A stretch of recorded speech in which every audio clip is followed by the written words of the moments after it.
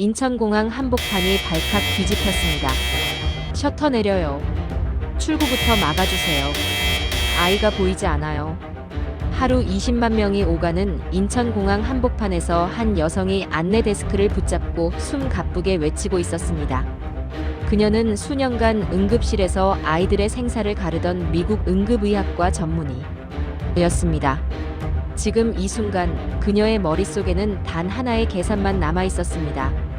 아이의 상태, 혼잡도, 그리고 남은 골든타임. 그녀가 버틸 수 있다고 판단한 시간은 단 몇 분. 하지만 10분 뒤 그녀는 범인을 잡아서도 아이를 업어서도 아닌 전혀 예상하지 못한 이유로 그 자리에서 주저앉게 됩니다. 이 공항에서 그 짧은 시간 동안 도대체 무슨 일이 벌어졌던 걸까요? 지금부터 그 기록을 시작합니다. 그 전에 구독과 좋아요 버튼을 눌러주시면 영상 제작에 큰 힘이 됩니다. 그리고 댓글에 한국 최고, 어디서 듣고 계신지도 꼭 남겨주세요. 그날 인천공항 수암을 찾는 곳에서 고개를 돌렸을 때 루카가 보이지 않았습니다. 딱 3초였어요. 캐리어를 내리려고 손을 뻗은 그 짧은 순간 손목에 느껴지던 아이의 체온이 사라졌죠. 전 그 순간 심장이 멈추는 줄 알았어요. 제 이름은 에밀리 카터입니다. 나이는 36이고요. 미국 보스턴에 있는 매사추세츠 종합병원 응급의학과에서 12년째 일하고 있어요. 아니, 일했다고 해야 하나요? 한 달 전에 사직서를 냈거든요. 응급실에서 일하다 보면 숫자에 민감해집니다. 심정지 4분, 뇌졸중 3시간, 외상 골든타임 60분. 1초가 생사를 가르는 세계에서 살았으니까요. 그런 제가 가장 두려워하는 숫자가 하나 있었어요. 바로 미아 발생 후 24시간이었습니다. 미국 응급실엔 매년 수백 명의 아이들이 실려옵니다. 총상, 약물 과다 복용, 방임, 학대. 부모들은 늘 똑같은 말을 하죠. 잠깐이었어요. 눈 깜짝할 사이였어요. 하지만 그 잠깐이 아이 인생을 바꿔버립니다. 돌이킬 수 없게요. 제 남편 마이클도 그렇게 떠났어요. 2023년 11월, 야간 진료 마치고 집에 오던 길이었죠. 묻지마 총격이었습니다. 범인은 아직도 못 잡았어요. 경찰은 운이 나빴다고 했죠. 운이라니. 그게 말이 됩니까? 남편이 떠난 뒤 저한테 남은 건 조카 루카뿐이었어요. 루카 엄마, 그러니까 제 언니도 3년 전에 교통사고로 세상을 떠났거든요. 음주운전 차량이 인도로 돌진한 사고였습니다. 6살짜리 루카는 하루아침에 고아가 됐고 전법적 보호자가 됐죠. 그날부터 매일 밤 악몽을 꿨어요. 응급실에서 아이들 울음소리가 들리는 꿈, 루카가 총 맞는 꿈, 제가 너무 늦게 도착하는 꿈. 잠에서 깨면 루카 방으로 달려가서 숨소리를 확인했습니다. 10번도 넘게요. 결국 결심했어요. 이 나라에선 더 이상 아이를 키울 수 없다고. 총기와 마약과 범죄가 일상인 곳에서 아무리 제가 응급의학 전문이라 해도 아이를 지킬 수 없다는 걸 깨달았죠. 한국행을 결정한 건 우연이었어요.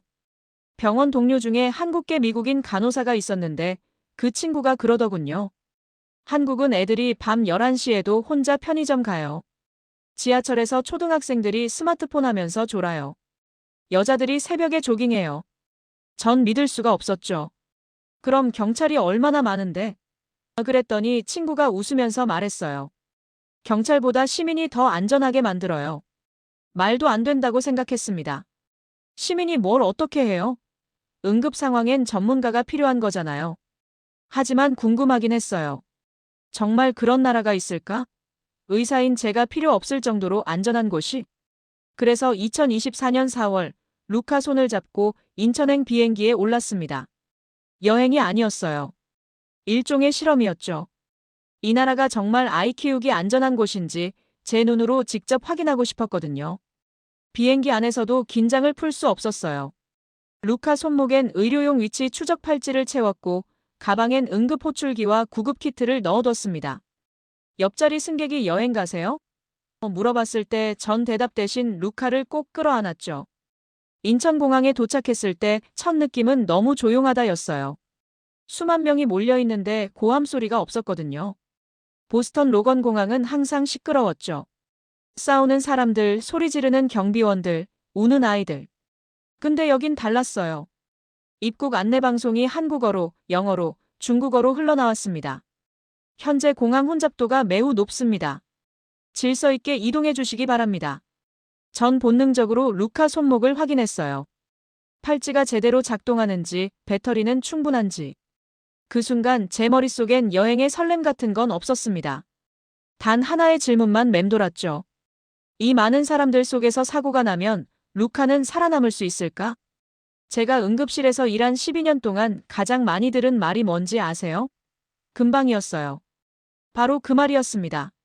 보스턴 응급실은 전쟁터였어요. 매일 밤 총상 환자가 실려왔고 약물 과다 복용으로 쓰러진 10대들이 들것에 실려왔죠. 그중 가장 가슴 아픈 건 아이들이었습니다. 2022년 여름, 제 당직 날이었어요. 새벽 2시쯤 앰뷸런스가 도착했죠. 4살짜리 여자아이였습니다. 엄마가 편의점 가는 사이 차 안에 혼자 남겨졌는데 여름 더위에 탈수와 열사병이 왔던 거예요. 5분만 자리 비웠어요. 엄마가 울부짖었죠. 하지만 그 5분이 아이 뇌를 손상시켰습니다. 그해 가을엔 7살 남자아이가 왔어요. 학대였죠. 온몸에 멍자국이 있었고 갈비뼈 세대가 부러져 있었습니다. 아버지는 애가 말을 안 들어서 훈육했을 뿐이라고 했어요. 훈육이요? 전 그 말을 들으면서 손이 떨렸습니다. 겨울엔 총상 환자가 급증했어요. 특히 크리스마스 시즌이 되면 총기 사고가 2배로 늘었죠. 12살짜리 아이가 집에서 발견한 권총을 장난감인 줄 알고 만지다가 동생을 쏜 사건도 있었습니다. 동생은 현장에서 사망했고 그 아이는 평생 트라우마를 안고 살게 됐죠. 전 매일 이런 아이들을 봤어요. 그리고 매번 똑같은 패턴을 목격했습니다. 잠깐이었어요. 눈 깜짝할 사이였어요. 전화 받는 동안이었어요. 부모들은 자신이 나쁜 부모가 아니라고 단지 운이 나빴을 뿐이라고 믿고 싶어 했죠. 하지만 전 알았어요. 이건 운의 문제가 아니라 환경의 문제라는 걸. 총이 너무 쉽게 구할 수 있는 나라, 마약이 학교 앞에서 팔리는 도시, 범죄율이 매년 상승하는 사회. 아무리 조심해도 아무리 좋은 부모라도 이 환경에선 아이를 완벽하게 지킬 수 없었습니다. 제 남편 마이클도 그렇게 갔어요. 2023년 11월 14일 밤 10시 병원 주차장을 나서던 순간이었죠. 묻지마 총격범이 쏜 총알이 마이클 가슴을 관통했습니다. 범인은 도주했고 마이클은 제가 일하던 바로 그 응급실로 실려왔어요. 동료들이 심폐소생술을 했지만 소용없었어요. 전 그저 벽에 기대서서 지켜볼 수밖에 없었죠. 제 손으로는 수백 명을 살렸지만 제 남편은 살릴 수 없었습니다. 의사로서 가장 무력한 순간이었어요. 장례식장에서 경찰이 왔어요. 용의자를 추적 중입니다. 그 말을 들으면서 전 웃음이 나왔죠. 비웃음이었어요. 이 도시에서 1년에 몇백 건의 총기 사건이 일어나는데 용의자를 찾는다고요? 통계상 30%도 해결 못한다는 거 모르는 줄 아세요? 그날 밤 집에 돌아왔을 때 루카가 물어봤어요. 삼촌은 언제 와? 전 대답할 수가 없었습니다. 6살 아이한테 어떻게 설명해야 할까요? 내 삼촌은 아무 이유 없이 죽었다고, 그냥 운이 나빴다고, 이 나라에서 사는 게 원래 이렇게 위험하다고. 그날 이후 전 결심했어요. 루카를 이 환경에서 키울 수 없다고. 응급실에서 아이들 살리는 것보다 더 중요한 게 뭔지 깨달았죠. 루카가 애초에 응급실에 실려올 일이 없는 곳에서 키우는 것. 그게 제가 보호자로서 할 수 있는 최선이었습니다. 한국행을 준비하면서 동료들은 말렸어요. 거긴 언어도 다르고 의료 시스템도 달라. 맞는 말이었죠. 하지만 전 반문했습니다. 거긴 아이들이 총 맞아 죽어. 아무도 대답 못하더군요. 인천공항에 도착해서 입국장을 나오는 순간 전 여전히 긴장 상태였어요. 응급실에서 12년 일하면 몸에 배입니다. 항상 최악을 준비하는 것. 사고는 예고 없이 오니까요. 루카 손을 꽉 잡고 걸으면서 생각했죠. 이곳에선 정말 다를까? 아니면 똑같을까? 답을 찾는데 오래 걸리지 않았습니다. 입국장을 나와서 처음 느낀 감정은 불안이었어요. 이상하게 들리시겠지만 너무 조용했거든요. 수만 명이 몰려있는 공항이었습니다. 짐 찾는 사람들, 마중 나온 사람들, 택시 기사들, 여행객들. 보스턴 로건 공항이었다면 진작 아수라장이 됐을 거예요. 큰 소리로 떠드는 사람들, 새치기 하려고 싸우는 사람들, 경비원들이 호루라기 불면서 소리 지르는 광경. 근데 인천공항은 달랐어요. 사람들은 줄을 서서 기다렸고, 대화는 나지막했고, 아이들조차 조용히 부모 손을 잡고 걸었죠. 전 이 광경이 익숙하지 않았습니다. 응급실에서 12년 일하면 하나를 배워요. 조용한 순간 뒤엔 반드시 사고가 터진다는 것. 환자가 갑자기 조용해지면 위험 신호고, 응급실이 고요해지면 곧 대형 사고 환자가 실려온다는 걸 경험으로 알게 되죠. 그래서 전 더 긴장했어요. 루카 손을 꽉 잡고 주변을 계속 살폈습니다. 엄마, 손 아파. 루카가 말했지만 전 손을 놓지 않았어요. 조금만 참아. 호텔 가면 놔줄게. 수암을 찾는 곳으로 이동하는 동안 사람들을 관찰했어요. 젊은 여성들이 캐리어를 끌고 혼자 걸어가더군요. 미국 같았으면 상상도 못할 일이죠. 공항에서 여자 혼자 밤에 돌아다니는 건 자살 행위나 마찬가지니까요. 노부부가 손을 잡고 천천히 걸어가는 모습도 봤어요. 아무도 밀치지 않았습니다. 오히려 젊은 사람들이 비켜주더군요. 전 눈을 의심했죠. 보스턴에선 노인이 넘어져도 그냥 지나가는 사람들이 태반인데. 벤치에 앉아서 잠시 쉬는데 옆에서 아이 우는 소리가 들렸어요. 고개를 돌리자 4~5살쯤 되어 보이는 남자아이가 혼자 울고 있었습니다. 주변에 보호자는 보이지 않았어요. 전 즉시 몸이 굳었습니다. 응급실 본능이 작동한 거죠. 미아 발생, 골든타임 시작. 제 손은 자동으로 가방 속 응급호출기를 움켜쥐었어요. 주변을 살폈어요. 공항 직원은 어디 있지? 경찰은? 안내방송은 왜 안 나오지? 제 심박수가 올라가기 시작했죠. 이 상황을 제가 개입해야 하나? 근데 전 한국말을 못하는데 어떡해? 그때 한국인 아주머니 한 분이 아이에게 다가갔어요. 전 긴장했습니다. 미국에선 모르는 아이에게 함부로 다가가는 사람을 조심해야 하거든요. 유괴범일 수도 있으니까. 그런데 그 아주머니는 아이 눈높이에 맞춰 앉더니 부드럽게 뭐라고 물어봤어요. 아이는 여전히 울고 있었지만 고개를 끄덕였죠. 아주머니가 손수건을 꺼내 아이 눈물을 닦아줬습니다. 그 사이 다른 아주머니 한 분이 안내데스크 쪽으로 빠르게 걸어가더군요. 급하게 뛰는 것도 아니고 그렇다고 느긋한 것도 아니고 딱 필요한 속도로 움직였어요. 젊은 남성 한 명은 주변을 둘러보면서 혹시 보호자가 있나 찾는 것 같았죠. 전 그 광경을 멍하니 지켜봤습니다. 아무도 고함치지 않았어요. 아무도 패닉 상태에 빠지지 않았죠. 심지어 그 아이를 구경하려고 몰려드는 사람도 없었어요. 모두가 자기 할 일을 정확히 알고 움직이는 것 같았습니다. 2분 후쯤 안내방송이 나왔어요. 한국어라 정확히 무슨 말인지는 몰랐지만 차분한 목소리였죠. 그리고 얼마 지나지 않아 젊은 여성이 헐레벌떡 뛰어왔습니다. 아마 아이 엄마인 것 같았어요. 엄마는 아이를 꽉 안고 울었고 아이도 울었어요. 근처에 있던 사람들은 빙그레 웃으면서 각자 갈 길을 갔습니다. 처음에 아이를 달래던 아주머니는 엄마에게 뭐라고 말을 건넸고 엄마는 고개를 깊이 숙이며 감사 인사를 했죠. 그게 끝이었어요. 드라마도 없고 소란도 없고 경찰 출동도 없었습니다. 위기처럼 보였던 상황이 조용히 자연스럽게 해소된 거예요. 전 이해할 수 없었어요. 미국이었다면 이미 경비원 6~6명이 달려왔을 거고 아이 보호자 찾는 긴급방송이 10번도 넘게 나왔을 거고 사람들이 스마트폰으로 찍으면서 구경했을 겁니다. 근데 여기선 그냥 해결됐어요. 마치 이게 일상인 것처럼. 루카가 제 팔을 잡아당겼어요. 엄마, 우리도 짐 찾으러 가야 되지 않아? 전 고개를 끄덕였지만 시선은 여전히 그 아이와 엄마가 사라진 방향을 향하고 있었습니다. 응급실에서 배운 공식이 있어요. 조용함 위험 신호. 근데 이곳에선 그 공식이 통하지 않는 것 같았죠. 전 혼란스러웠습니다. 그리고 약간 불안했어요. 제가 아는 세계의 규칙이 여기선 작동하지 않았거든요. 수암을 찾는 곳은 생각보다 복잡했어요. 여러 비행기에서 내린 사람들이 한꺼번에 몰려 있었고 컨베이어 벨트가 3개나 돌아가고 있었죠.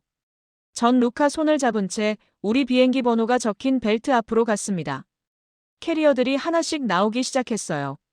사람들이 앞으로 몰려들었죠. 전 루카를 제 옆에 바짝 붙여 세웠습니다. 여기서 움직이지 마. 알았지? 루카가 고개를 끄덕였어요. 제 캐리어가 보였어요. 빨간색 큰 캐리어였는데 벨트 저쪽 끝에서 나오고 있었죠. 전 재빨리 손을 뻗어서 캐리어를 잡았습니다. 무게가 꽤 나갔어요. 25kg쯤 됐을 거예요. 캐리어를 들어올리는 순간이었어요.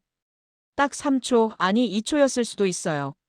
손을 뻗어서 캐리어를 당겨서 바닥에 내려놓는 그 짧은 시간.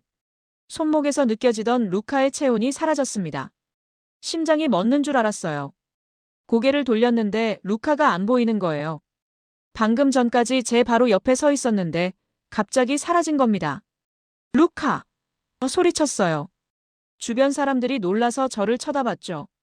신경 쓸 겨를이 없었습니다. 전 캐리어를 그냥 내팽개치고 주변을 둘러봤어요. 사람들 뿐이었어요. 수십 명의 낯선 얼굴들, 캐리어들, 움직이는 벨트, 형광등 불빛. 루카는 어디에도 없었습니다. 응급실에서 12년 일하면서 배운 게 있어요. 패닉에 빠지는 순간 환자를 잃는다는 것. 침착해야 해요. 프로토콜을 따라야 하죠. 근데 그게 내 조카일 때는 달랐습니다. 숨이 막혔어요. 손이 떨리기 시작했죠. 머릿속으로 시간이 흐르기 시작했습니다. 30초 경과, 60초 경과. 응급실에서 매일 새던 그 시간들. 미국에서 아이가 실종되면 어떻게 되는지 저는 너무 잘 알아요. 첫 3시간이 골든타임이에요. 3시간 안에 못 찾으면 생존율이 급격히 떨어지죠. 24시간이 지나면 생각하고 싶지 않았습니다. 루카! 루카! 더 크게 소리쳤어요. 영어로 외쳤죠. 주변 사람들이 수군거리기 시작했습니다. 한국말로 뭐라고 하는 것 같았는데 하나도 못 알아들었어요. 그때 왼쪽에서 아이 목소리가 들렸습니다. 고개를 확 돌렸어요. 루카였어요. 근데 루카 옆에 한국인 여성이 서 있었습니다. 그 여성이 루카 손을 잡고 있었어요. 제 머릿속에서 경보음이 울렸습니다. 응급실에서 학대당한 아이들을 수없이 봤거든요. 유괴 시도로 응급실에 실려온 아이들도 봤죠. 그 순간 제 머릿속엔 오직 하나만 떠올랐어요. 유괴범이다. 전 그 여성에게 달려갔습니다. 루카에게서 손 떼. 영어로 소리쳤어요. 거의 비명에 가까웠죠. 그 여성이 깜짝 놀라서 뒤로 물러났습니다. 루카를 확 끌어당겨서 제 뒤로 숨겼어요. 그리고 그 여성을 노려봤죠. 경찰 불러. 주변 사람들한테 소리쳤습니다. 이 사람이 내 아이를 데려가려고 했어. 순간 주변이 조용해졌어요. 모두가 저를 쳐다봤습니다. 그 여성은 당황한 표정으로 뭐라고 한국말로 설명하려고 했어요. 하지만 전 들을 생각이 없었죠. 그때 옆에서 다른 아이가 엄마 하고 달려왔어요. 그 여성의 딸이었습니다. 그 아이 손엔 음료수 캔이 들려 있었죠. 전 그제야 깨달았어요. 그 여성의 딸과 루카가 비슷한 옷을 입고 있었던 거예요. 둘 다 파란색 티셔츠에 청바지였죠.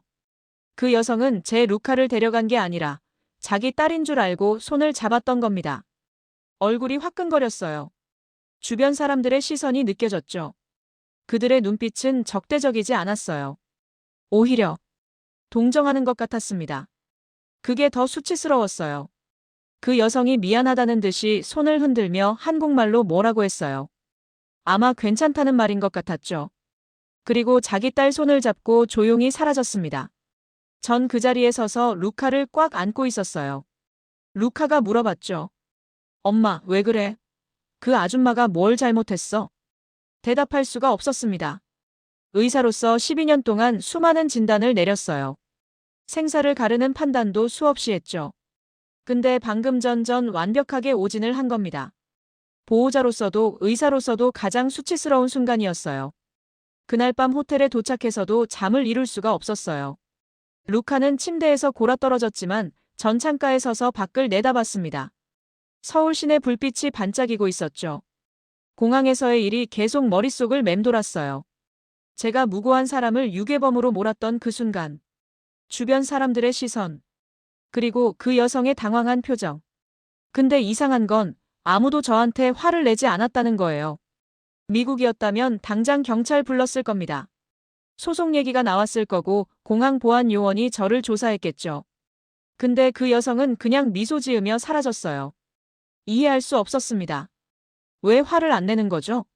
전 분명히 그 사람을 모욕했는데. 다음 날 아침 호텔 조식 먹으러 내려갔어요. 루카가 엄마, 나 저기서 주스 가져와도 돼? 물었죠. 주스 코너가 3미터쯤 떨어진 곳에 있었습니다. 안 돼. 내가 같이 가. 전 즉시 대답했어요. 루카가 투덜거렸죠. 엄마, 바로 저기잖아. 나 혼자 갈 수 있어. 안 된다니까. 제 목소리가 좀 날카로워졌어요. 주변 사람들이 쳐다봤습니다. 전 신경 쓰지 않고 루카 손을 잡고 주스 코너로 갔죠. 식사하는 동안 계속 주변을 살폈어요. 비상구는 어디 있는지, 응급 상황 발생 시 어디로 대피해야 하는지, 제일 가까운 직원은 누구인지. 응급실 습관이었죠. 옆 테이블에 한국인 가족이 앉아 있었어요. 부모님과 7살쯤 된 남자아이, 그리고 5살쯤 된 여자아이. 아이들이 테이블에서 일어나서 디저트 코너로 갔습니다. 혼자요. 부모님은 그냥 앉아서 커피 마시고 있었어요. 전 눈을 의심했어요. 저 부모는 지금 뭐 하는 거죠? 아이들이 저렇게 돌아다니는데 왜 따라가지 않는 거예요? 혹시 모를 사고는요? 넘어지면요? 뜨거운 거에 데이면요? 근데 아이들은 조심스럽게 접시를 들고 과일을 담고 다시 부모님 테이블로 돌아왔어요. 아무 일도 일어나지 않았죠. 전 이해할 수 없었습니다. 이게 정상인가? 이렇게 아이들을 풀어놓는 게. 조식을 마치고 호텔 로비로 나왔어요. 루카가 엄마, 나 저기 소파에서 잠깐 앉아 있을게. 엄마는 화장실 다녀와. 그러더군요. 안 돼. 같이 가자. 전 루카 손을 잡았어요. 루카가 한숨을 쉬었죠. 엄마, 난 아기 아니야. 8살이라고. 상관없어. 같이 가는 거야. 화장실을 다녀오는 길에 안내 데스크 앞을 지나갔어요. 직원이 웃으면서 인사했습니다. 좋은 아침이에요. 유창한 영어였죠. 전 물어봤어요. 혹시 이 호텔에 응급의료시설 있나요? 직원이 잠시 당황한 표정을 지었습니다. 아, 응급 상황이세요? 아니요, 그냥 만약을 대비해서요. 직원이 설명해줬어요. 호텔 2층에 간이 의무실이 있고 3km 떨어진 곳에 대형 병원이 있다고. 응급차는 평균 5분 안에 도착한다고 했죠. 5분이요? 전 되물었어요. 보스턴에선 평균 15분이었거든요. 교통체증 심한 시간대엔 30분 넘게 걸릴 때도 있었고요. 네, 서울은 응급의료 시스템이 잘 되어 있어요. 직원이 자랑스럽게 말했습니다. 전 고개를 끄덕였지만 반신반의했어요. 말은 그렇게 하지만 실제로는 다를 거라고 생각했죠. 그날 오후 명동에 갔어요. 사람들이 정말 많았습니다. 주말이라 그런지 거리가 인산이네였죠. 전 루카 손을 꽉 잡고 걸었어요. 엄마, 손 너무 세게 잡아. 루카가 불평했지만 전 놓지 않았습니다. 이 많은 사람들 속에서 루카를 놓치면 절대 찾을 수 없을 것 같았거든요. 화장품 가게에 들어갔어요. 루카가 지루해하면서 엄마 나 밖에서 기다릴게.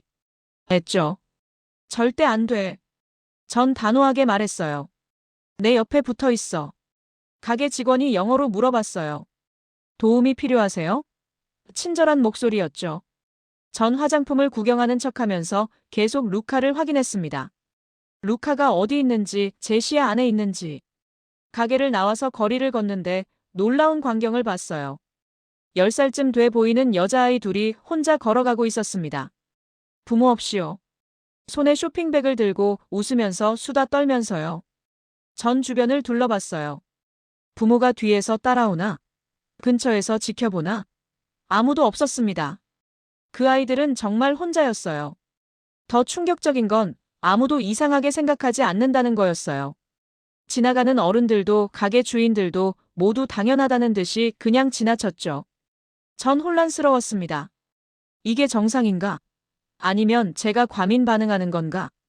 저녁 무렵 호텔로 돌아오는 택시 안에서 루카가 물어봤어요. 엄마, 우리 언제까지 한국에 있어? 일주일. 그 다음엔? 전 대답하지 못했어요. 솔직히 저도 몰랐거든요. 한국에 정착할지, 다른 나라로 갈지, 아니면 미국으로 돌아갈지. 한 가지는 확실했어요. 전 아직도 이곳을 믿을 수 없었습니다. 사람들이 너무 태평해 보였거든요. 마치 위험이란 게 존재하지 않는 것처럼. 근데 전 알아요. 위험은 항상 존재한다는 걸. 예고 없이 찾아온다는 걸. 그리고 준비되지 않은 사람은 살아남을 수 없다는 걸. 한국에 온 지 사흘째 되던 날이었어요. 그날은 남산타워에 가기로 했습니다. 호텔 컨시어지가 추천해준 곳이었죠. 아이랑 가기 좋아요. 케이블카도 타고 전망도 구경하고. 남산 입구에 도착했을 때 사람이 꽤 많았어요. 주말이라 가족 단위 관광객들이 많더군요.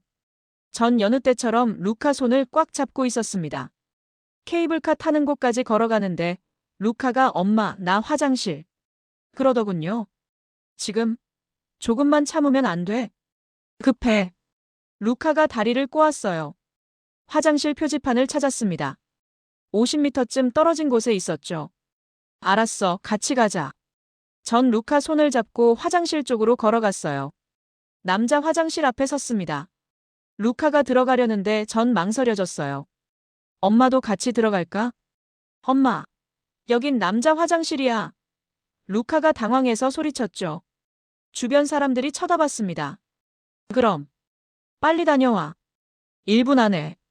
알았지? 루카가 화장실로 들어갔어요. 전 입구에 서서 시계를 봤습니다. 초침이 돌아가기 시작했죠. 10초, 20초, 30초. 그때 누군가 제 어깨를 툭 쳤어요. 돌아보니 한국인 아주머니였습니다. 손짓발짓으로 뭔가 물어보는 것 같았는데 하나도 알아들을 수 없었어요. Sorry, I don't speak Korean. 전 영어로 말했습니다. 아주머니가 아하더니 스마트폰을 꺼내서 번역기를 켰어요. 남산타워 가는 길을 물어보는 거였죠. 전 재빨리 대답했습니다. 저기요, 미안한데 저도 관광객이라서. 그리고 다시 화장실 입구로 고개를 돌렸어요. 60초가 지났습니다. 루카가 아직 안 나왔어요. 루카! 화장실 안으로 소리쳤죠. 대답이 없었습니다. 심장이 쿵 내려앉았어요. 루카! 더 크게 불렀습니다. 여전히 대답이 없었죠. 전 화장실 안으로 들어가려고 했어요. 근데 남자 화장실이잖아요. 안에서 남자들이 나오면서 저를 이상하게 쳐다봤습니다. 제 아들이 안에 있어요. 루카! 루카 카터! 소리쳤죠. 한 남성이 영어로 잠깐만요. 제가 확인해 볼게요 하고 다시 들어갔습니다. 20초 후 그 남성이 나왔어요. 안에 아무도 없어요. 머리가 하얘졌습니다. 루카가 사라진 거예요. 뒷문. 뒷문 있어요? 전 소리쳤습니다. 남성이 고개를 저었죠. 뒷문은 없는데요. 그럼 루카는 어디로 간 거죠? 제가 잠깐 한눈판 사이에 30초도 안 되는 시간에 전 주변을 미친 듯이 둘러봤어요. 사람들, 나무들, 벤치들. 루카는 어디에도 없었습니다. 루카! 비명을 질렀어요. 사람들이 놀라서 쳐다봤죠. 내 아들이 사라졌어요. 8살 남자아이, 파란색 티셔츠 입고. 그때 오른쪽에서 루카 목소리가 들렸습니다. 엄마, 여기 있어. 고개를 확 돌렸어요. 루카가 벤치에 앉아 있었습니다. 그런데 혼자가 아니었어요. 대학생으로 보이는 젊은 남성 2명이 루카 옆에 앉아 있었죠. 전 그쪽으로 달려갔습니다. 심장이 터질 것 같았어요.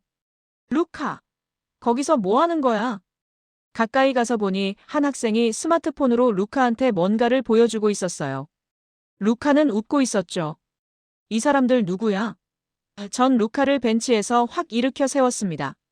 두 학생이 깜짝 놀라서 일어났어요. 엄마, 이 오빠들이. 루카가 설명하려 했지만 전 들을 생각이 없었어요. 루카한테 뭐 한 거예요? 전 영어로 소리쳤습니다. 한 학생이 당황해서 손을 흔들며 뭐라고 한국말로 설명했어요. 다른 학생이 영어를 할 줄 아는 것 같았어요. 미안해요, 우리는 그냥. 아이가 혼자 서성이길래. 그 순간 뒤에서 할머니 한 분이 다가왔습니다. 손에 음료수를 들고 계셨어요. 루카를 보더니 웃으면서 음료수를 건넸죠. 전 이해할 수 없었어요. 이게 뭐죠? 왜 낯선 사람들이 루카 주변에 있는 거죠? 엄마, 나 화장실에서 나왔는데 엄마가 안 보였어. 루카가 설명했어요. 그래서 여기서 기다리고 있었는데 이 오빠들이 괜찮냐고 물어봤어. 엄마 찾아줄까 그랬는데 난 엄마가 금방 올 것 같다고 했거든. 학생이 덧붙였어요. 우리는 아이가 혼자 있길래 혹시 길 잃었나 해서요. 그래서 같이 기다려주기로 했어요. 전 멈춰 섰습니다. 그리고 주변을 다시 봤어요. 벤치 근처에 청소 노동자가 쓰레기를 줍고 있었는데 가끔 루카 쪽을 힐끗힐끗 보더군요. 옆 벤치엔 노부부가 앉아 있었는데 할아버지가 루카한테 미소를 지어 보이고 계셨죠. 지나가던 직장인으로 보이는 여성도 루카를 보더니 학생들한테 뭐라고 한국말로 물어봤어요. 그제야 깨달았습니다. 루카가 사라진 게 아니었어요. 루카는 여기 있었고 단지 제가 못 본 거였죠. 그리고 그 사이에 이 사람들이 루카를 지켜주고 있었던 겁니다. 전 그 자리에 그냥 서 있었어요. 루카를 꽉 안고서요. 학생들은 괜찮다는 듯 손을 흔들며 자리를 떴고 할머니는 여전히 웃으면서 루카 머리를 쓰다듬어 주셨습니다. 고맙습니다. 겨우 그 말만 했어요. 할머니는 한국말로 뭐라고 하시더니 천천히 걸어가셨죠. 루카가 물어봤어요. 엄마, 왜 울어? 그제야 깨달았습니다. 제 뺨에 눈물이 흐르고 있었어요. 언제부터 운 건지 모르겠어요. 그냥 눈물이 났습니다. 아무것도 아니야. 거짓말이었죠. 전 지금 뭔가 엄청난 걸 목격한 것 같았거든요. 케이블카를 타고 남산타워로 올라가는 동안 전 계속 생각했어요. 방금 일어난 일을요. 루카가 제 시야에서 사라졌을 때 전 패닉에 빠졌습니다. 응급실에서 12년 일했지만 정작 제 조카 앞에선 아무것도 할 수 없었죠. 근데 그 사이에 누군가는 루카를 지켜주고 있었어요. 대학생들, 할머니, 청소 노동자, 노부부. 서로 모르는 사람들이었지만 모두가 혼자 있는 아이를 그냥 지나치지 않았습니다. 누가 시킨 것도 아니고 의무도 아닌데 그냥 당연하다는 듯이요. 남산타워 전망대에 올라갔어요. 서울 시내가 한눈에 보였죠. 빌딩들, 도로들, 한강, 사람들. 루카가 엄마, 저기 봐. 롯데타워. 하면서 손가락으로 가리켰습니다. 전 루카 손을 잡으려다가 멈췄어요. 처음으로 루카 손을 잡지 않았습니다. 루카는 자유롭게 전망대를 돌아다녔어요. 망원경 앞에 서서 구경하고 다른 관광객들 사이를 지나다니고 기념품 가게를 들여다봤죠. 전 그 모습을 그냥 지켜봤어요. 쫓아가지 않고 소리 지르지 않고 그냥 관찰했습니다. 놀라운 일이 벌어졌어요. 아무 일도 일어나지 않았거든요. 루카는 넘어지지 않았어요. 누가 데려가지도 않았고 위험한 상황에 처하지도 않았죠. 그냥 평범한 8살 아이처럼 구경하고 웃고 즐겼습니다. 옆에서 한국인 가족을 봤어요. 부모님과 아이 셋. 아이들은 제각각 흩어져서 놀고 있었는데 부모님은 벤치에 앉아서 커피 마시고 있었죠. 가끔 아이들 쪽을 힐끗 보긴 했지만 따라다니진 않았어요. 미국이었다면 상상도 못할 광경이었습니다. 전망대 같은 곳에서 아이를 혼자 놔두다니. 근데 여기선 아무도 이상하게 생각하지 않았어요. 그때 깨달았습니다. 여기선 부모만 아이를 지키는 게 아니구나. 주변 사람들 모두가 아이를 지켜주는구나. 2022년 여름 보스턴 응급실에 실려왔던 그 4살짜리 여자아이가 떠올랐어요. 엄마가 5분만 자리를 비운 사이 차 안에서 열사병에 걸렸던 아이. 만약 그때 누군가 차 안에 아이가 혼자 있는 걸 봤다면? 누군가 신경 써줬다면? 근데 보스턴에선 그런 일이 일어나지 않아요. 사람들은 남의 일에 끼어들길 꺼려하거든요. 괜히 참견했다가 고소당할 수도 있고 위험에 처할 수도 있으니까요. 여기선 달랐어요. 사람들은 남의 아이를 그냥 지나치지 않았습니다. 마치 자기 아이처럼 신경 써줬죠.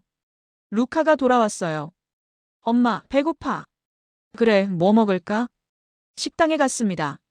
주문하고 기다리는 동안 루카가 화장실 간다고 했어요. 이번엔 제가 먼저 말했습니다. 혼자 갈 수 있어? 루카가 놀란 표정으로 저를 쳐다봤어요. 응, 갈 수 있지.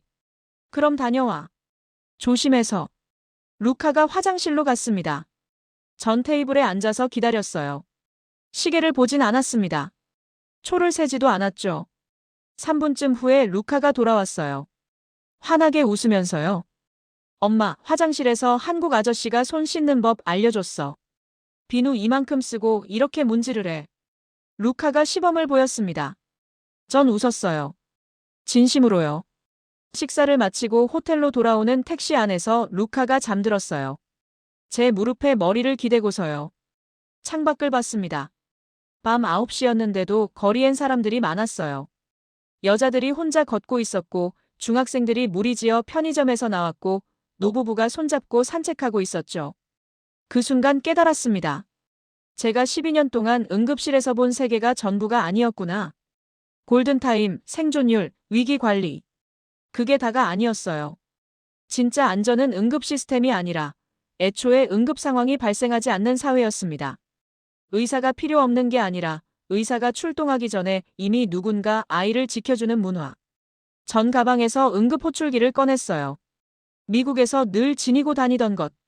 루카 팔찌와 연동되어 있어서 10m 이상 떨어지면 경보가 울리는 장치였죠. 한참을 바라보다가 전원을 껐습니다. 루카 손목의 위치 추적 팔찌도 풀었어요. 루카는 잠들어서 모르고 있었죠. 여긴 내가 필요 없는 곳일지도 몰라. 혼잣말로 중얼거렸습니다.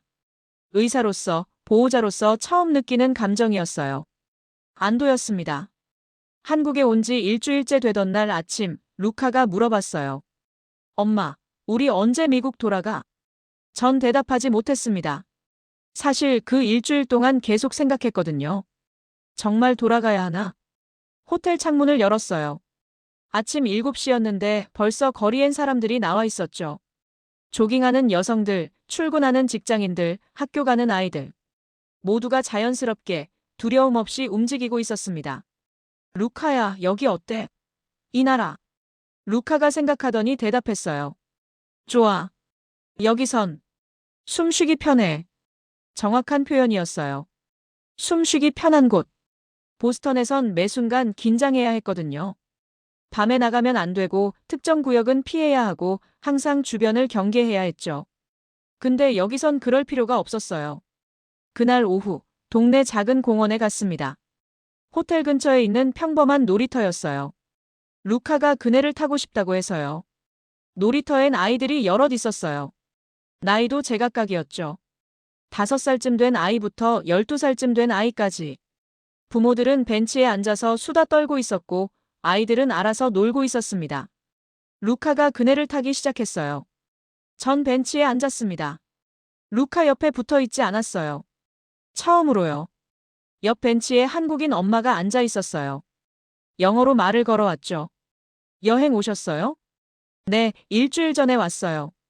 아드님 귀엽네요. 몇 살이에요? 8살이요. 대화를 나누다 보니 그 엄마도 워킹맘이더군요. 회사 다니면서 아이 둘을 키운다고 했어요. 힘들지 않으세요? 물었죠. 힘들죠. 근데 여기선 혼자 키우는 게 아니잖아요. 동네 사람들도 봐주고 선생님들도 신경 써주고. 그 말이 가슴에 와닿았어요. 혼자 키우는 게 아니라는 것. 보스턴에선 정말 혼자였거든요. 루카 엄마인 제 언니가 떠나고 남편 마이클이 떠나고 전 정말 혼자서 루카를 지켜야 했어요. 전 미국에서 응급의학과 의사였어요. 제가 말했습니다. 근데 여기 와서 깨달았어요. 제가 얼마나 무력했는지. 그 엄마가 고개를 갸우뚱했어요. 의사인데 무력하다니요? 네. 전 응급실에서 아이들을 살렸어요. 근데 그 아이들이 애초에 응급실에 오지 않게 할 순 없었죠. 총상, 학대, 사고. 매일 똑같은 일이 반복됐어요. 전 치료할 수밖에 없었고. 여기선 다르죠? 그 엄마가 웃으며 말했어요. 여기선 애들이 다치기 전에 누군가 막아주니까요. 정확했어요. 지난 일주일 동안 본 것들이 떠올랐습니다. 공항에서 혼자 우는 아이를 달래주던 아주머니들, 루카를 함께 기다려준 대학생들, 손 씻는 법을 알려준 화장실의 아저씨. 그들은 의사가 아니었어요. 응급구조사도 아니었죠. 그냥 옆에 있는 사람들이었습니다. 근데 그 사람들이 만드는 안전망이 어떤 응급 시스템보다 강력했어요. 해질 무렵 루카와 편의점에 들렀어요. 루카가 아이스크림 사 먹고 싶다고 해서요. 편의점 앞 벤치에 앉아서 아이스크림을 먹는데 중학생들이 무리지어 지나갔어요. 밤 7시였는데 부모 없이 애들끼리 돌아다니고 있었죠. 웃으면서 장난치면서 평범하게요. 보스턴이었다면 절대 불가능한 광경이었어요. 밤 7시에 10대 아이들이 거리를 돌아다닌다? 그건 자살 행위였죠. 루카가 물어봤어요. 엄마, 우리 여기서 살면 안 돼? 심장이 뛰었어요. 왜 그렇게 생각해? 여기가 좋아. 사람들이 친절하고. 무섭지 않아. 무섭지 않다. 8살 아이가 한 말이었지만 모든 걸 설명해주는 말이었어요. 그날 밤 호텔에서 노트북을 켰습니다. 한국 병원들을 검색했어요. 외국인 의사 채용 공고, 의료 시스템, 면허 취득 방법. 쉽지 않을 거예요. 언어도 배워야 하고 시험도 다시 봐야 하고 처음부터 시작해야 하죠. 근데 이상하게 두렵지 않았습니다. 보스턴 응급실에선 매일 밤 악몽을 꿨어요.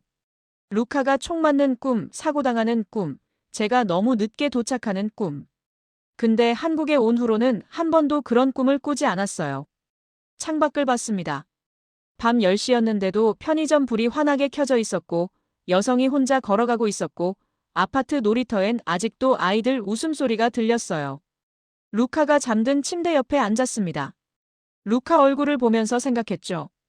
12년 동안 응급실에서 수백 명의 생명을 살렸어요. 근데 정작 루카의 미래는 지켜줄 수 없었습니다. 보스턴에서라면요. 근데 여기선 달랐어요. 여기선 제가 루카를 지키는 게 아니라 이 사회가 루카를 지켜주고 있었습니다. 의사로서 가장 큰 성공은 뭘까요? 많은 환자를 살리는 것? 아니에요. 환자가 생기지 않는 세상을 만드는 거예요. 전 그런 세상을 찾았습니다. 가방에서 응급호출기를 꺼냈어요. 루카와 연동되어 있던 그 기계. 보스턴에선 절대 손에서 놓을 수 없었던 것. 전원 버튼을 길게 눌렀습니다. 화면이 깜빡이다가 꺼졌어요. 그리고 창문을 열었습니다. 서울의 밤 공기가 들어왔죠. 차가웠지만 상쾌했어요. 루카가 잠결에 뒤척이면서 중얼거렸어요. 엄마. 여기 좋아. 전 처음으로 웃으면서 대답했습니다. 응, 엄마도. 의사가 아니라 한 사람의 보호자로서요.